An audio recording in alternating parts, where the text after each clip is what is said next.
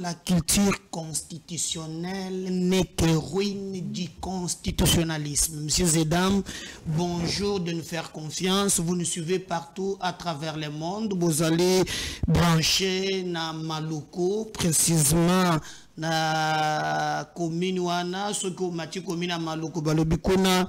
Kimia ezali mupepe ezali kunande vraiment nete tozo posa na pembeni ya ba weekend boye bato balinga bisengo donc ceux qui obeti kuna vraiment kolia mbisi ya mubeso kwanga mwa pilipili oyokike kongo ezalaka elengi kingasani na pesi bino mbote bozali ebele bozana mokali bozali ebele bozanga kinga mikolo ebele je crois j'ai vu vos messages oui il fallait le faire parce que on a d'autres charges, il fallait servir la République. Bande konanga na kozonga na émission moko spéciale na ebisebino makambo na muni libanda na onazo moni pa na biso maina mafuta. Je me suis posé la question bakonzioyo bazalaka non, ne commencez pas les appels, c'est pas les moments il y a appel maintenant. Je crois que vous avez soif il y a tout sur le nabino en direct mais yebisa moninga kelelo mbodjo kozala en direct.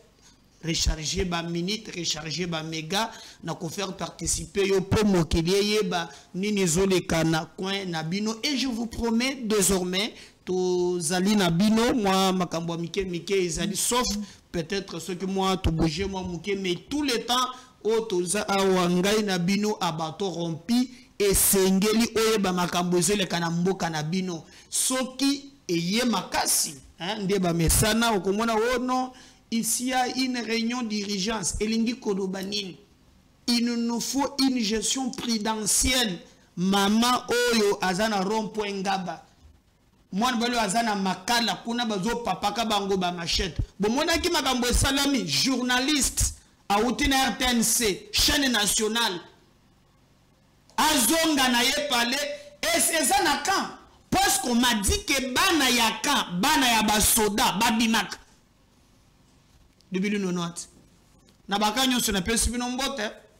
Quand le fungula, quand Mobutu, côté nyo sobozali Mbote Nabino, Gam telebela kaba soda, mais boba telabada Nabino, Kuluna Yezali, Babi Magana Bakawana.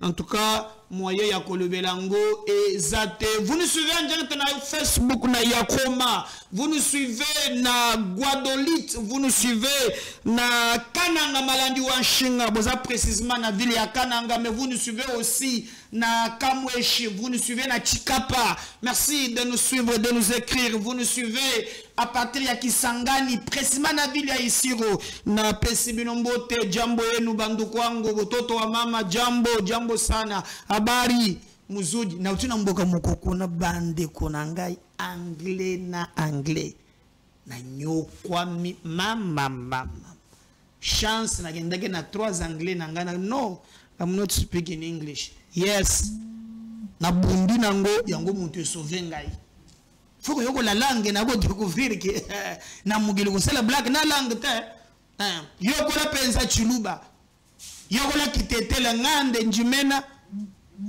Yokolo penza kiyaka Yokolo penza balang et c'est très important. Na pensi mbote na batu bazola ndangaye na komina ngaliema kuna pe ba message na bino ezali ebele na batu bazola ndangaye na kingabwa jekoko babisinga otiki biloko kuna donc le biluno no ant maya ko sakanate ce que boko ko sala quelque chose vieux bombas na pensi mbote gouv Gamutu na yomena munibilili ah ce pays va me tuer un jour obiki ngana uti na mboka batu na moni place mai ezate atambuli donc eza couvert on dirait non aéroport na biso boni na njilo il faut le lango kombo musika te koma kana disa débat omona to salani Pande konangai na boya na bamboti na ba image ngai de toutes les façons peut commencer les infractions gaza camarade muntu te donc mbodi ko beta ma preuve à l'appui donc motonyo so meka kosala na banda na politique na ko banda na politique na yena silisi na social ba pele na zomona na lobby recharger ba unité tia ba méga ezana tana ko pesa yo to solo langana yo TV za radio te Boye bien du capen. Bo pesa photo du capen. So boye bakayete botala ye muto baluba kangay na makambu ya liwa ya Musée Laurent Désiré Kabila, hein? Makambo batanga kiki non ye a kotaki na complicité à koboma musée, voilà, et fait lungele médical et du capen yewan. Aumela na boloko na makala. Na kamrenda bela kate caméra kotaka une semaine, michopo e bouger. Oya koti e bouger. Mais ya umela eza ye, eza Jean-Marc Kabound, eza Mike Mukebai. Bako babela kate. Biselela akota kia wana makambo ba frappe. Akoti kaka soki une semaine malade ya mutema ya tension abimi à des soins. Mais hier tato bozo mono depuis bakangaye abela kana yete. Alors nde kombo na ye eji kapen. Merci de bozo balancer ba imagine yewan. Oko pesa ngape Fulgence Muteba. Mais Fulgence Muteba azali wa azali la bras droit ya kutuba teba wana photo moko baza ensemble. Fulgence Muteba azali ko représenter lokola église catholique na ndenge ya Lubumbashi. Boyebike bitumbeza makasi entre mikoloyo ambo voilà Fulgence Muteba yewan. O moni achie kovo nde bache wana nde nani eji kapen. C'est quoi l'église catholique et bimisi communiqué. Beaucoup on peut communiquer wa nezoya. Si je parle même langage na fielongela zana technique, beaucoup on a communiqué aux églises catholiques à bimisi. Dans cette communiqué, l'église catholique dénonce balobi Fulgence Muteba oya Tchelinette alingaki kokende kosala ba makambo oyo ye abandaki koluka akende koloba po awa boyebike lipasa na ye ambongo ayaki na messe alobi bokoki kotouche constitution te pamba te po soki botali po na ye eloko nini échanger. Est-ce que ceux qui ont changé la constitution nde babilenge bakozwa musala? Donc l'église catholique baza totalement opposé na likanisiwana ya ko changer constitution. Donc il fallait un peu moi désordre moi mubulu batuba zali kulenga bapotana oya lobby oya zongi en tout cas. C'est dans ce sens le communiqué là. Bomoni maintenant, selon les informations, Eji Kapen, Bomoni Zali à archevêché à Lubumbashi, 20 tentatives d'empêcher l'archevêque de Lubumbashi de célébrer la messe du Christ roi dans une paroisse de Lubumbashi. Donc, il n'a pas réussi. Nani a alingi empêché selon communiqué wana oba dénoncer ezali Eji Kapen. Donc, alingaki a empêché en tout cas Fulgence Muteba pour ameka kende ko sala messe. Vous voyez très bien que Nakatanga nde côté bato bazoluka vraiment bapelisa moto ba déstabiliser Katanga wan so bolandi ba message mikoloyo ezaka ya ene ya boye. D'ailleurs surtout depuis balobi ke Katumbi alinga tonga aéroport et que chauffeur na ya zoma ki selon basusu mususu na makambo balobaki on dirait mindu ke zaliki koto munike ngube ezali so bendu nguba boy. Omoni songe ya moi donc ngube ezobota munduki. Alors nde makambo ebele leka kikuna banda wana Katumbi pe mikemela mboka azonga kate. Alors ce qu'on a Lubumbashi makambo za ebele balingi ba pelisa moto.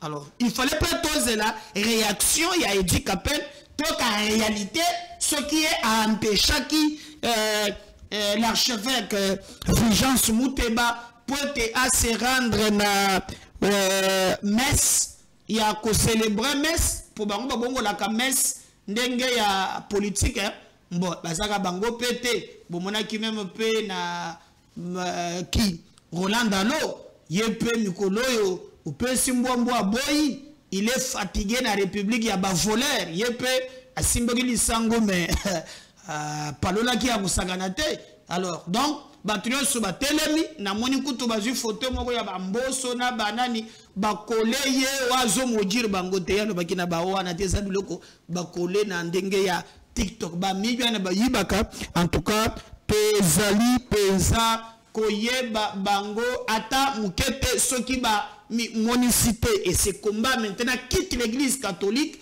et continue na ngambo ya église de réveil Otozali comme on apprend que Fulgence Mouteba a méca qui peut le tentative donc il n'a pas réussi tentative vaine il a bloqué boye Fulgence a mis la porte à Souka à Keinaye bango betele ba militaire kotoy.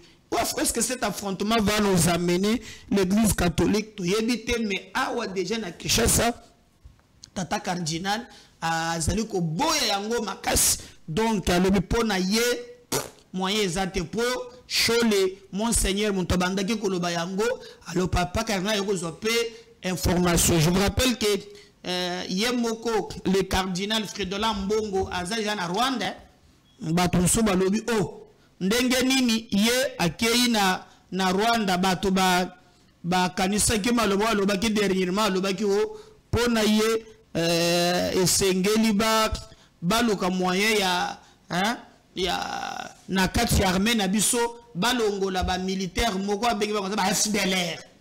C'est le discours vraiment consommé utilisé par Kigali. Alors il y a que makambo ya messe mais comment biso mboka eza agressé il y a place à cause la messe Sili il y a quelqu'un na Kigali koto pe azotele la régime bon bato mona kandeka na makambo na bango donc bolinga te ya mikendeli na ye ko sala messe na ye na Kigali Fridolin a Mbongo nyonso wana po makambo peza ezali ya ko sakanate. Mais parce qu'on parle de l'actualité politique et que l'église catholique ezali maintenant pour réunir batobele, vous savez que point de presse oui salamaki dernièrement point de presse on est salamaki na Senko on avait réuni batu nyonso bazalaki que m'a posé la question oh mais mango balobaki ke kalabengi te ki Fayulu te corrompu par Tshisekedi azwaki mbongo ya kolia pour aselisa dialogue politicien congolais bino ba jeune bolandaka bango du coup bango ko na alliance na Kabila bafani na mesa moko Chadari a eu parole. Alors, certains sources musus singelela gena kingakat Kabila benga kimoko na bango aleboke na mesa bosa la déclaration. D'ailleurs, bomoni mikolo ya olive lemba bimi mama ni mama waro. Abimi pona kola kisawo Kabila kimite bako sabinote akeko sala na ye doctorat na ye akendo ko bakisa bongo. Yo ko sala Congo 19 ans otike université otanga wate oza pene sengwa kolobaka keko tanda libanda pa bakisa bongo wana mama Olive Muntolobaki. Donc beaucoup moins que maintenant makambo ezo salim. Alors pourquoi? Parce que c'est l'église catholique qui parraine cette histoire selon Bandeko Moussous. Les autres ont dit même IDPSP ils ont encore condamné catholique parce qu'à l'époque Kabunda lobaki ke batiaki 50-50. Donc église catholique après ce qui peut ba église IDPS na ba militant. Donc 50-50, l'église et bandi ko s'ingérer dans la politique les lotés, même tant que bango bazalaki na opposition, l'église est occupée na bango. Donc batuba sutukate ce qui les lo ba monique église catholique a commis ko intervenir na makambo wana nda sangisaki Chadari Katumbi akimine de Jambo kabazaki secrétaire général na ye nde ba check place wana. Donc ezalaki celui qui est absent na monaki na likambo na bezale kaka Delice Sanga ye azalaki na bangote ya seleki o ya ye pe lingana pe leadership na ndenge na ye aboyi ba mela ye na mayonnaise wana. D'ailleurs botala comment azalaki sur terrain Delice Sanga zo continuer pona ye en tout cas ba matalikolo ba kitana se esengele kaka likambo ya révision ou changement en tout cas yezo mukato po Tshisekedi akoki ko sala yango te selon Delice Sanga. Botala denga kitaki na un ami à moi Ados Ndombasi, c'est le pote à Orange, à moi ne suis Bouezanga Kate. On suit ça, on va revenir juste après. Changer la constitution pour amputer ça troisième mandat.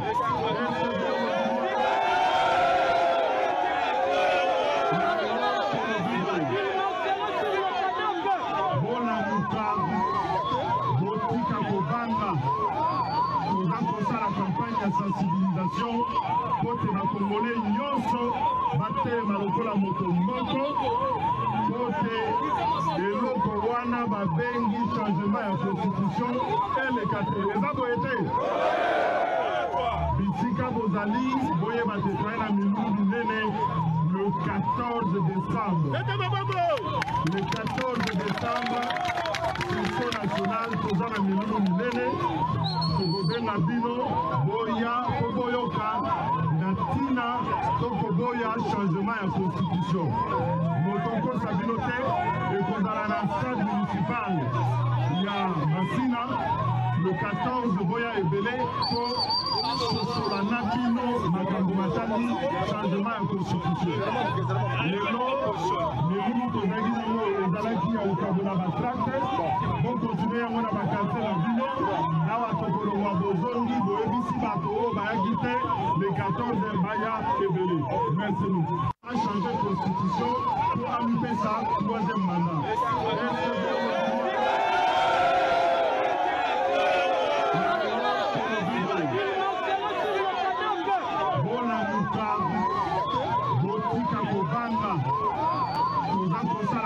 Sensibilisation côté na congolais nyonso batema lokola moto moko côté eloko wana babengi changement ya constitution elekate eza boye te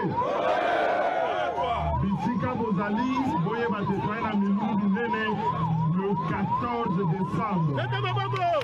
Le 14 décembre, Conseil national toza na milulu minene tokobenga bino boya koboyoka na ntina tokoboya changement ya constitution. Motokosa bino te ekozala na stade municipal ya Masina le 14 boya ebele po tosolana bino makambo matali changement ya constitution. Lelo milulu tozalaki nango ezalaki ya kokabola batracte bokontinue yango na bakanse na bino awa tokolongwa bozongi boyebisi bato oyo bayaki te le 14 baya ebele. Merci beaucoup. A changé de constitution pour amputer ça troisième mandat.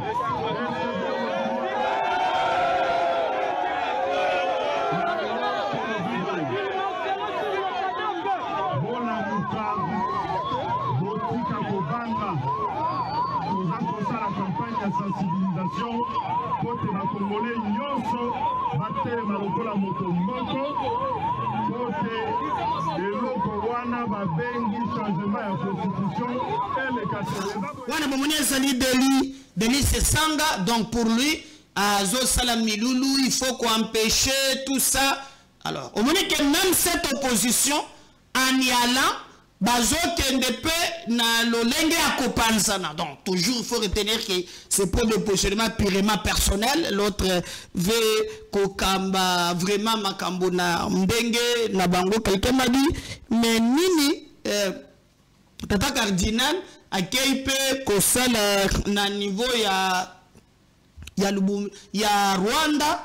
Donc je crois que lui-même va s'exprimer pour n'appelle ça d'un extrait. Tata Nabiso Fridelo Ambongo akendaki na Rwanda kosala nini parce que ba critique était dans tous les sens. Ba obalo ba sali boye, obalo ba ke kosala boye. Alors lui au moins a meki ko circoncire l'objectif topé présence na ye na Kigali. Oui, en réalité ba Rwandais basaba ndeko na basaba ennemi na biso. Parce que atato sali ndenge nini Togo déplaçage jamais frontière. Mais le régime de Kagame, le petit sanguinaire, nde bazaba ennemi na biso. Obi ke na ba frontière wana. Ezana ba tumusu ba balana. Da sotali bana nyonso ba oteka na est, otekaluma roje, otali bo kaluma roje. Soit mwasi, soit mobali basangisi makila. Bane bele ba botala bongo. Na mona ki utumusu ba annulé mariage na ba para na ye. Azoki mwasi na yalinge makasi madana ye tuti bapana balobi wana ta balobi ndenge nini toko bala tutite omoni enemitié mati parce que Kigali topé Kagame abomi bandeko na biso makasi. Alors maintenant kokende ya papa cardinal et bimi mabe. Moi je voudrais vous laisser suivre botala yemo kwazo ebisabino nini akenda ki ko sala réellement na Kigali. Papa cardinal bato ba ko lande belé okenda ki ko sala nini PVZ radio te MKBS média prochain à Bino, on fait ça. L'Église n'est pas au pouvoir. Il n'appartient pas à l'Église de résoudre les problèmes politiques entre les États, mais l'Église a le ministère de la parole. L'Église essaie de parler à tous les dirigeants africains. Et c'est le travail que moi, en tant que président du GIA, j'ai fait. Partout où je passe, j'ai la possibilité de la résolution d'État. Je n'hésite pas et je leur dis ce que pense l'ensemble de l'Église africaine. Et notre souci, c'est comment travailler pour le bien supérieur du peuple d'Afrique. Mais le constat, c'est que très souvent, nous ne sommes pas écoutés. C'est-à-dire qu'il y a beaucoup d'intérêts politiques, des intérêts économiques, quand la parole de l'Église contre ces intérêts. Nous faisons l'expérience de tout le prophète d'Israël qui prêche dans le désert. Mais nous restons confiants parce que Jésus-Christ est passé par là. Sa parole n'a pas été accueillie par tout le monde au même moment. Mais c'est que l'Église est en train de s'aimer en Afrique, dans la sous-région des Grands Lacs. Nous avons cette certitude de foi que cette œuvre finira par pousser et deviendra un grand arbre de paix sur lequel les oiseaux du ciel viendront. L'Église n'est pas au pouvoir. Il n'appartient pas à l'Église de résoudre les problèmes politiques entre les États, mais l'Église a le ministère de la parole. L'Église essaie de parler à tous les dirigeants africains. Et c'est le travail que moi, en tant que président du GIA, j'ai fait. Partout où je passe, j'ai la possibilité de la résolution d'État. Je n'hésite pas et je leur dis ce que pense l'ensemble de l'Église africaine. Et notre souci, c'est comment travailler pour le bien supérieur du peuple d'Afrique. Mais le constat, c'est que très souvent, nous ne sommes pas écoutés. C'est-à-dire qu'il y a beaucoup d'intérêts politiques, des intérêts économiques, quand la parole de l'Église contre ces intérêts. Nous faisons l'expérience de tout le prophète d'Israël qui prêche dans le désert. Mais nous restons confiants parce que Jésus-Christ est passé par là. Sa parole n'a pas été accueillie par tout le monde au même moment. Mais c'est que l'Église est en train de s'aimer en Afrique, dans la sous-région des Grands Lacs.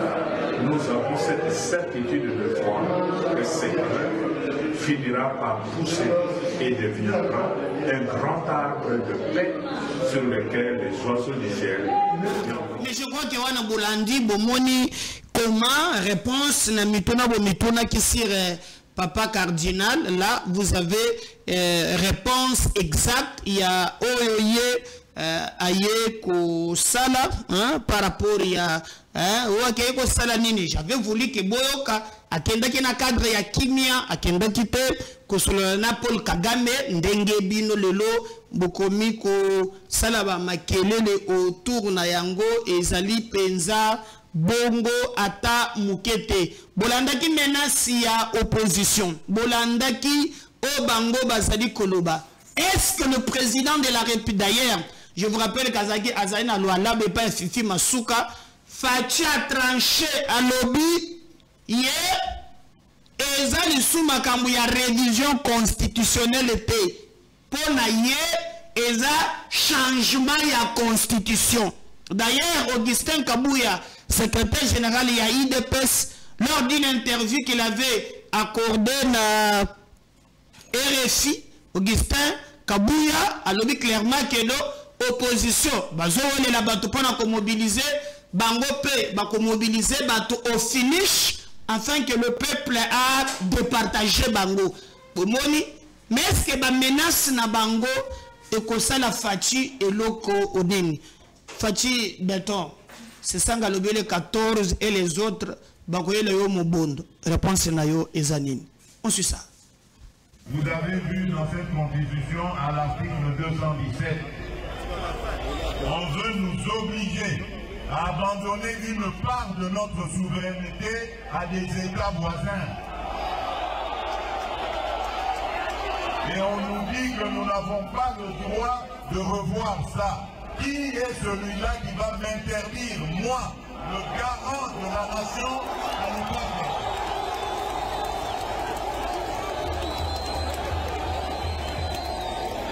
Je vous confirme encore ce que j'avais dit à Kisangani. L'année prochaine, je vais réunir une commission de Congolaises et de Congolais bien pensants qui sont issus de plusieurs disciplines et dont l'objectif sera de revoir cette constitution. Leurs propositions vous seront présentées à vous, peuple congolais, d'abord à travers vos élus, et si cela est nécessaire, nous consulterons la population, le peuple congolais, pour qu'il décide de lui-même s'il doit s'arrêter à la révision ou carrément aller au changement de la Constitution. Et personne, vous avez entendu, personne ne changera mon avis sur cette question. Je ne suis pas venu à la tête du Congo pour m'éterniser au pouvoir et pour faire souffrir mes compatriotes. Jamais. Tout ce que je fais, tout ce à quoi je pense, c'est au bonheur de mes compatriotes, au développement de mon pays. Parce qu'un jour, je vais devenir ex-président et je vais vivre dans ce pays auprès des miens. Je voudrais circuler dans toutes les provinces, aller et venir avec ma famille, avec mes amis et rencontrer mes compatriotes dans toute la République démocratique du Congo et en toute paix. Et c'est ça que je suis en train de préparer pour nos générations futures. Peut-être que je n'arriverai pas à tout réaliser, mais l'essentiel pour moi, c'est d'installer le pays sur de bons rails, des rails qui vont permettre au Congo d'aller tout droit vers son développement. Et personne ne m'empêchera de réfléchir de cette manière et d'avoir cette approche. Et je mets en garde tous ceux, politiques ou autres, qui voudraient aller dans le sens de manipuler notre population. Ils vont être exposés face à la justice et à des poursuites de la justice. Le débat est permis et je l'accepte sans problème. Mais la manipulation est interdite, surtout lorsqu'elle est destinée à la subversion, à monter un groupe de Congolais contre d'autres Congolais. Quand on est un homme d'église, on est censé être un homme de paix. Quand on est un homme politique, opposant fût-on, on est censé apporter des solutions de paix et de développement. On ne peut pas manipuler ses compatriotes pour les amener à se déchirer, voire même à s'entretuer. Ce sont des choses que je combats et que je combattrai toute ma vie. Je n'ai pas commencé à combattre le tribalisme seulement quand je suis devenu président de la République. J'ai combattu le tribalisme avant d'être président de la République.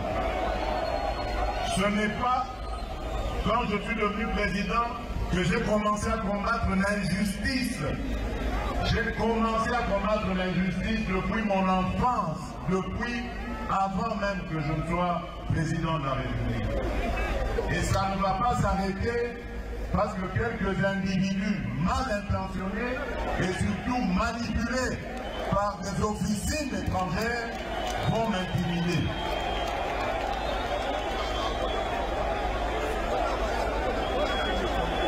Voilà batoto ya Katanga, batoto ya Lubumbashi, batoto ya Haut-Katanga, ce que j'avais à vous dire en peu de mots. Je suis venu... C'est ça, ngana chelo vidéo mi yoke lao, ngana ibisagi yote, yomoko zana mboji na yo, fatia si apesi. Attendons voir comment ça va évoluer, mais nous serons toujours là pour la coopération, sabino information,